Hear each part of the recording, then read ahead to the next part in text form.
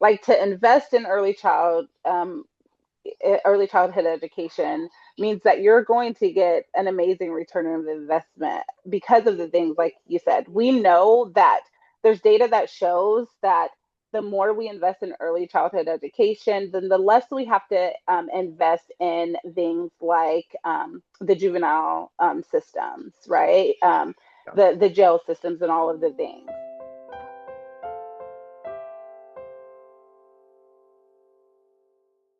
Can you introduce yourself and what it is that you do and how we know each other? I'm going to let you do that. Okay, all right. If you want me to tell all the secret, no, I'm just kidding. Yeah, okay. So my name is Raishawn Swenson. I am a current early learning policy fellow with Pathways of Washington, and my placement site is with Washington's Association for the Education of Young Children. And basically, what I do there is like just all of the things policy. So I think right now I'm trying to build relationships with our policymakers and coalitions, and we have a lot of coalitions in Washington state. So building relationships, I think, is like that main priority right now. So that way we can like partner with our priorities, which is a lot of like teacher focused, um, really wanting our teachers to get like pay parity and like get professionalized like our teachers deserve. And ultimately that we feel like that will, get better outcomes and things like that for children in early education settings. So doing a lot of relationship buildings, partnerships, and also following a lot of bills and seeing what aligns with our policy, or sorry, our priorities and like what doesn't, and reaching out to those sponsors and those coalitions or organizations that may be leading on bills. um, so that's just like a little glimpse of what we do. We do a lot of things. And how we met each other. So we met each other from me talking a whole bunch in classroom together. So we both went to UW, University of Washington, in Seattle, and I think I was like loud and obnoxious. And then you're probably just like, oh, maybe I should talk to her about some of these things. Yeah, and I think we just kind of clicked on our like values when it comes to early education, and like how we can kind of work together to provide, like to be able to, I don't know, make this system better in a way. And you have a lot of amazing background and a lot of amazing knowledge. And yeah, we kind of just meshed a little bit when it comes to that. Yeah. No, I think what impressed me about you was just how involved you are. Like I have a family, I have kids, you have a family, you have kids, but like I struggle like just to get the dishes done, and you're out there like fighting for bills at the state level. Um, so But you know what? I do want to put out there right now too, because I hear that a lot, but we all do. It depends on like our personalities too, or like who we are, right? Like we all play our part. And sometimes that means it's like, I struggle to get the dishes done, but I'm also like you do a lot of other amazing things, right? And like where maybe, okay, my dishes are done right now, but like maybe my dishes aren't always done either. And I'm doing like a bunch of things that sometimes I feel like if I just focused on one thing, I could probably like conquer that. And like there's so much that would be done, but I don't focus on one thing. So it's okay. We all play our parts, we all do our things, and we all do amazing at them. yeah. Yeah, and I would add that I listen to so many podcasts from like incredible people, professors, these big PhD people. And one of the things I've been hearing just more and more lately that I think is so important is just like we're all just doing our part. Yeah. And we can't each of like individually we can't take on, all of these issues and solve everything. But Yeah. we can So all real. do something. Um, okay, yeah, so we can just get into it.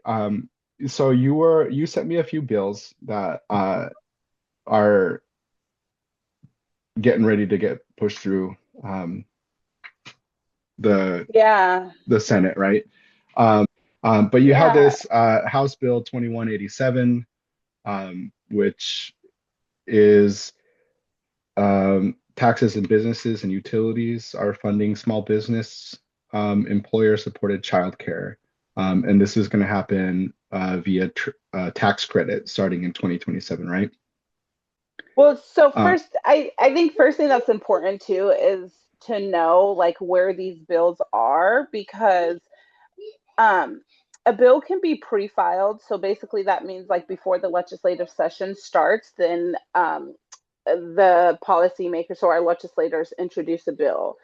Um, and usually they have like a hearing or a first reading. And so it looks like the bill that you're talking about. So yes, House Bill 2187. They created this bill because they recognize that larger corporations, so Amazon, Boeing, all of the things, they can have like on-site childcare, right? They can pay for that, they can afford that. But the smaller businesses cannot pay for that. Um, and they have a big disadvantage, right? Like if their employees can't come to work, or they can't afford childcare, like ultimately they don't have employees. And so right now, they're trying to establish a 5-year pilot program to incentivize employer supported childcare. And ultimately, it looks like it would come from like the state taxes, which is not popular at all in Washington State, right? Our Constitution put up that we should never have a state tax and all of the things. So the more they increase taxes or all of the things, then the more we get pushback, regardless if that's for childcare or not. yeah, And so right now it looks like that. But again, we don't have a fiscal note attached, so we don't know how much, we don't even know. And that could be another reason why it was referred to finance, and another reason why it's not moving as fast is because it ultimately taxes the people.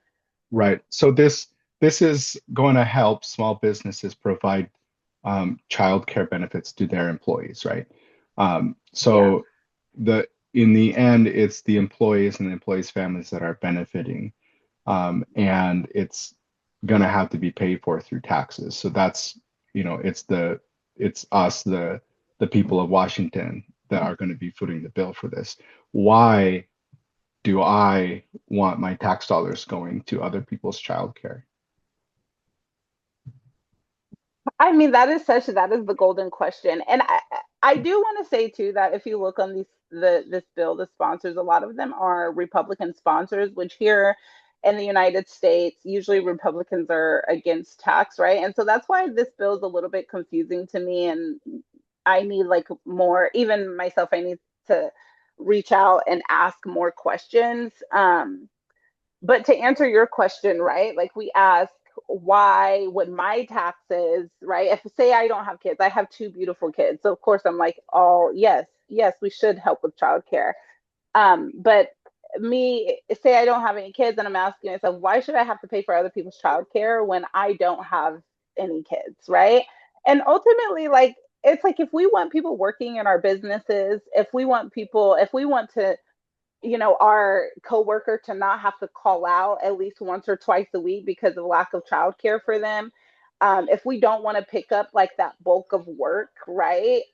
Then yes, why not? It just makes sense. Like it helps the Mhm. economy. It helps all of us be able to make money, right? Like so, and I think that's something people don't think about. It's like if we're helping folks with childcare, people just don't not want to work. Like people don't want to sit at home all day and not work, not bring income. Maybe if you're rich, right? But then you already have the money, right? Of course, Mhm. staying at home all day sounds good. But people want to get out there. People want to work. People want to provide for their families. And so helping with childcare means that we'll get more happy people working in our businesses, means that we'll get more happy people working with us as coworkers. And then that generates money it generates income for our economy and all of the things. And so ultimately, it helps everyone out. It doesn't just help those who need childcare, it helps all of us Yeah. out. So, like when parents are able to put their kids into childcare, affordable childcare, um, they're able to go to work, right? And thus Yeah. they're able to pay taxes. And so that like like fiscally that makes sense. Like, financially that makes sense. We want to keep people in work, right? That's just going to be benefiting to the whole society. In addition to that, like thinking more long term, my what comes to mind is that these kids that are benefiting from early childhood education, quality early childhood education, which the research shows is so important Hmm. for developing, functional, producing individuals in society, right? Hmm. These kids that are in daycare now will be the people serving you, Hmm. your lunch in 20 years. They're going to be the people that are, working on your house in 20 years. They're Yeah. going to be, those are the people. Like this is a real like, input output situation. Yeah. You know? Hmm. Yeah. So a senator we have a senator here. She's an amazing child care champion. She talks a lot about return on investment, right? Like this is like to invest in early childhood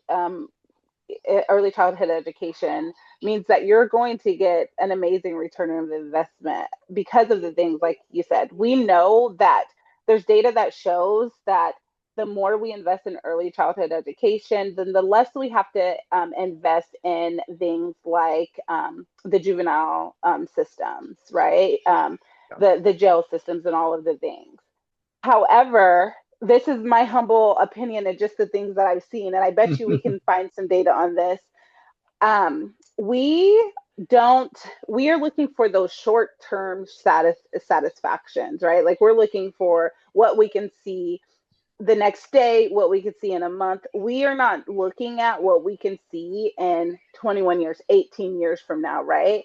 So, like, folks aren't looking at like who these little children will be in college or after college. They're looking just at like, how can I, do what I need to do for right now to get what I need to get in my bank account or to have like so I can have this satisfaction short term. And so that's why I think that I'm looking more on like how can it benefit the economy right now, even though Yeah. that sucks. And I don't want to look at it like that. And even I don't want to look at my kids as how I can invest in them and they can return in that investment Yeah. Yeah. on time. Like I don't even want to do that. That's Yeah. and I don't know, you can cut this out if you want to, and I don't know how deep you want to go into it, but I even think of this as like like honestly, like this, like back in the day, slavery. It's like we look at like how kids, these young kids can, like how much like livestock I have to take care of my own plantation, to take care of my own things so I can get money. How quickly can I sell my property off? How quickly can like they turn over my crops and all of the things? And it's like we're supposed to be beyond that. And like, why are we saying like, what can I like invest to like get a return on that right now? I guess like Yeah. I don't know. It's just when are we going to look at our kids like kids and be like, Mm. how can we give the most to our kids so that way they have amazing, successful, glorious, safe, high quality Yeah. lives for themselves and for their kids down the line? Yeah. And I don't think we're at a place right now where we're looking at that. I don't think we're at a place right now where we're looking at like how are our kids Hmm. doing right now and what does the future look like for them in 18 years, 10 years, whatever that looks like. So Yeah. yeah. I totally agree. Like I feel aversion to the thought that like children are some sort of like investment account or something, Hmm. and you just, Hmm. but what I wanted to say to that was that, there's always going to be people that look at kids like that, but also just naturally the way our politics work, you know, our politicians, our legislators are not thinking about 10 years. They're thinking about their next reelection cycle, right? So Yeah, like because they they're have thinking, to. so Yeah. you have to speak short term, like Hmm. now benefits to them. Hmm. But I think you need both because the long term benefits that we see from high quality early childhood care that gives us kind of like the vision, right? Like of what we want our society to look like. And then the short-term benefits are kind of like the motivation for people who aren't maybe on board that vision, to get them motivated to like, well, this will actually benefit you now. Just really briefly, these two other bills, I don't think we have time to like go into them in depth like that first one. But there was House Bill 2099, which expands access to the ECAP program, which is Mhm. this is federally funded, right? Um, No, no, this is e- the state one. Sorry, I'm yeah, confused. This is it's okay. It's Washington okay. state funded free school, right? Hmm. Um, and this is to expand access to the military. Um, and I wanted to add to that because I was just reading in an article for one of my classes about how the military has access to, in general, higher quality um, early childhood care than the rest of the United States citizens. So their staff in early childhood tend to be higher paid. They tend to be higher qualified. Um, their groups tend to be smaller. So like there's all these like money being poured in by our government to provide high quality early childhood education to our military members, which I have no objection to. Like they're doing amazing work, and we should be supporting their families like as much as possible. But I just wanted to get your thoughts on, like, should we be treating everybody that way? Hmm. So a couple things there. One, I want to read that paper. So I'll you send should it to send you. it to me. Two, so one, yes, 100%. First of all, our military, they sacrifice so much for us families, whether they're being deployed or not. Like their families, their children sacrifice a lot for the safety of this country. So that's one. Yes, they deserve high quality childcare. Two, in Washington State, we have one of the largest bases. We have a couple of different bases like Navy, Army, Air Force, all of that. They are not able to access childcare on base at this time. They have been working for years to try to find out ways like how can they get childcare either on more childcare on their base, how can they provide their those that live on the base to be able to come outside of the base to get childcare. And so this is something they've been working on for a really long time. And so they don't have access to the childcare that people would think they have access to. So that's one. Two, when I seen this bill, I was kind of questioning, like, okay, so does this take away? Yes, military families deserve childcare, but does this take away from um, families and from children who qualify for this early the ECAP programs and the ECAP slots? Does it take it away from them? And we met with the we met with the folks, the ECAP and Head Start folks, and we asked them, and that is not the purpose of this. Basically, what will happen is the military families will get the slots that the schools cannot fill. So if the schools are doing all of their outreach and they're doing all of the, their all of the families that do have those slots or do have access to those slots have those slots, and then if they have like five extra slots that they cannot fill, then it goes to the military families. Mm, This means that we're not, right now, last session they kind of slashed the funding for early ECAP. So a lot of like there's really no more early ECAP slots. And they slashed some, funding for slots. And so that was my main concern is like we already have folks that can't access these slots. So how do we then give it to someone else? And I thought that was just another way of internalizing like that the fragments, right, that we already mhm. have, how everyone's fighting for these slots. But that's not going to happen. These slots are only going to the military families if they can't, if the schools don't, these are extra slots. So Yeah, that's that. And yeah, yeah. yeah. So my thoughts went immediately to all the opposition that you face when you're talking about ECE funded by taxes, right?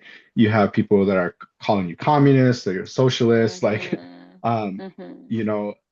why, the question that I asked you before, like, why are my tax dollars going to other people's kids, Mhm.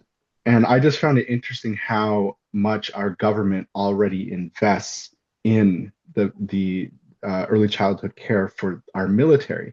So obviously, like our government is seeing that there is a benefit to providing high Mhm. quality care at no cost Mhm. or low cost to Mhm. members of the military. And so obviously there's a benefit there.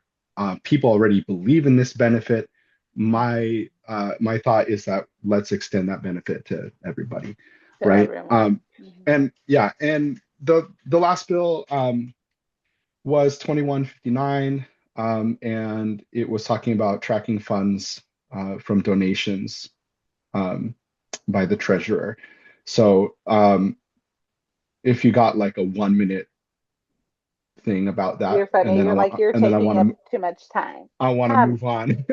yeah, this one's really quick anyway. So basically, what happened is the Balmer Group, they have been investing a lot of money in early learning. And I mean, I am a beneficiary of the Balmer Group funding for UW as well for Pathways. And they just recently dedicated a lot of money, and I will get those numbers to you because I don't want to misquote, but they've dedicated a lot of money to ECAP actually. And basically, their goal, what they want to see is like the increased slots every year for the next 5 years. And so all of this bill is doing is making an account so that way they can put all of that Balmer funding in that one account. So that bill that's literally all it is. They want to create an account to make sure that money is allocated to the correct space. And so that way they can utilize that account to like distribute that money for ECAP. So that's all that bill is. Okay. So my okay, before I ask the last question about these three bills, just for anybody who might be a Washington resident, what can they do to get involved with these?